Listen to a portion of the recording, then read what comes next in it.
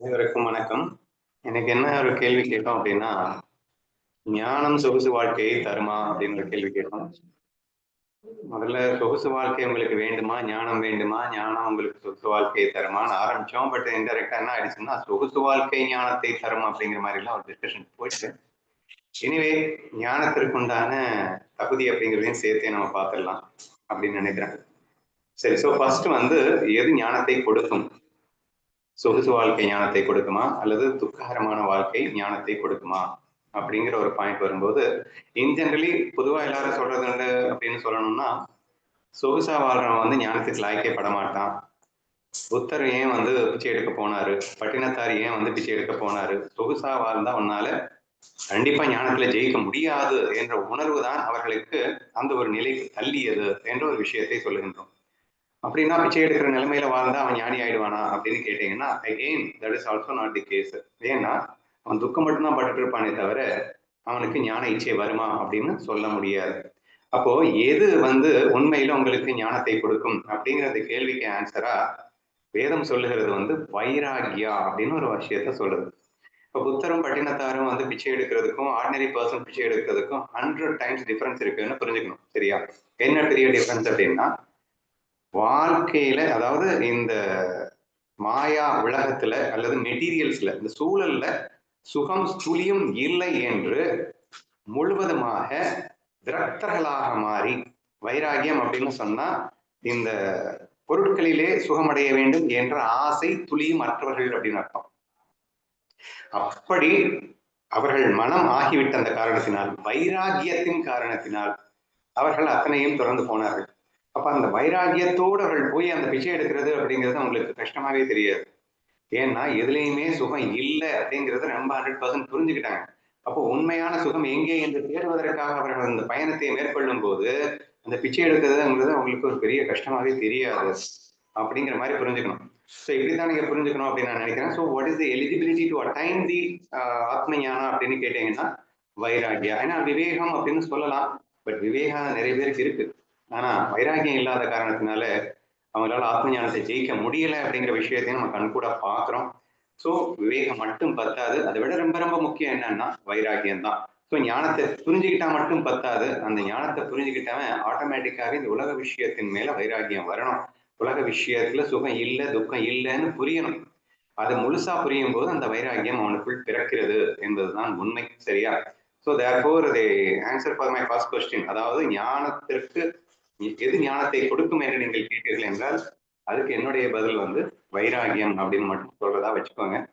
Next ஞானம் ஒரு சொகுசு வாழ்க்கையை கொடுக்குமா அப்படிங்கிற ஒரு கொஸ்டினுக்கு ஆன்சர் சொல்லணும் அப்படின்னா ஞானம் அப்படிங்கிறது உண்மை அப்படிங்கிறது கொடுக்குது. உண்மைன்னா என்ன? உண்மைன்னா பெர்மனண்டா இருக்கக்கூடிய ஒரு விஷயத்திற்கு உண்மை அப்படின்னு பேர், ஞானம் அப்படின்னு பேர். ஏது ஒன்று நிரந்தரமாக இருக்கிறதோ அதை உண்மை என்றும் ஞானம் என்றும் நாம் சொல்ல வேண்டும். அப்போ முதல்ல நீங்க சொன்னது சொகுசு அப்படின்னு சொல்றீங்க இல்லையே, அது வந்து ஞானம் ஆகாது. ஏன்னா எந்த வருஷம் சொகுசு வாழ்க்கை வாழ்ந்தவனும் நிரந்தரமா சொகுசா இருக்கிறது இல்லை. இப்ப கூட கொஞ்ச நேரத்துக்கு முன்னாடி சொன்னீங்க இல்லையா, ஒரு 5 ஸ்டார் ஹோட்டல்ல நீங்க வாழ்ந்துடலாம். பட் நீங்க வெளியில வரதான் வேணும். நீங்க வெளியில வரும்போது ஒரு சில இடங்கள்ல நீங்க வெயில்ல நின்றுதான் ஆகணும்ன்ற ஒரு சூழல் ஏற்படத்தான் செய்யும், எவ்வளவு பெரிய கோடீஸ்வரனுக்காக இருந்தாலும் சரி.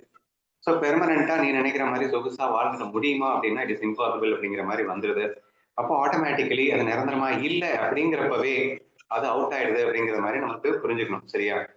சரி, அப்ப ஞானம் வந்து என்னதான் கொடுக்கும் அப்படின்னா நிரந்தரமான ஒரு விஷயத்தை கொடுக்கிறது. அது என்ன, அது எப்படி இருக்கும் அப்படிங்கிறது தான் நெக்ஸ்ட் முக்கியமான கேள்வி.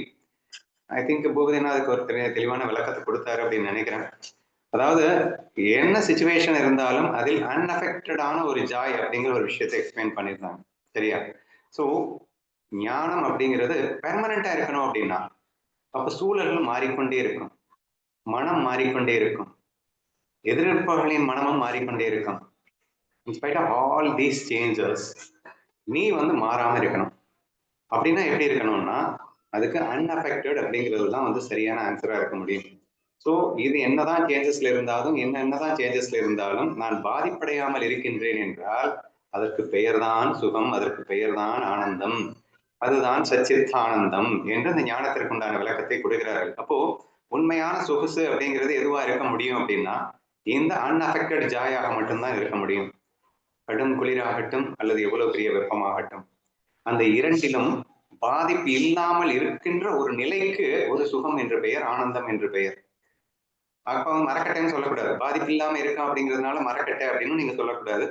பாதிப்பு இல்லாமல் இருப்பான். ஏன் ஏன் அப்படின்னா இட்ஸ் வெரி சிம்பிள். அவனுக்கு தெரியும் இந்த ரெண்டுமே மாயன்னு. இது ரெண்டுமே உண்மை இல்லை அப்படின்னா சும்மா நாச்சுக்குன்னு தெரியும். அப்போ பொய்ன்னு தெரியும். பெஸ்ட் எக்ஸாம்பிள் நம்ம அடிக்கடி சொல்றதுதான். ஸோ நடிகர் வந்து உச்சக்கட்ட சுக சீன்ல நடிக்கும் போதும் சரி, அல்லது ஒரு நடிகை ரேப் சீன்ல நடிக்கும் போதும் சரி, அன்அஃபெக்டட் ஜாய் அப்படிங்கிறத அனுபவிச்சுட்டு தான் இருக்கா.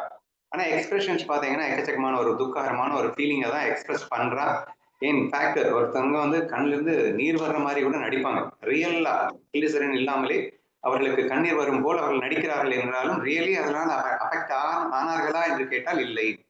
இதுக்கு அன்அஃபெக்டட் ஜாயில் இருந்தார்கள் என்பதற்கு இதெல்லாம் உதாரணமா சொல்லலாம் அப்படின்னு நினைக்கிறேன்.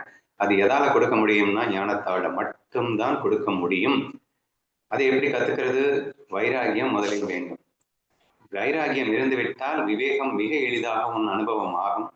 அதற்கு பகவத்கீதை இருக்கிறது, குருக்கள் இருக்கிறார்கள். அவர்களிடம் கேட்டு அந்த ஆத்ம ஞானத்தை பெற்று உண்மையான சொகுசு வாழ்க்கையை அனுபவிக்கலாம் என்பது எனது கருத்து.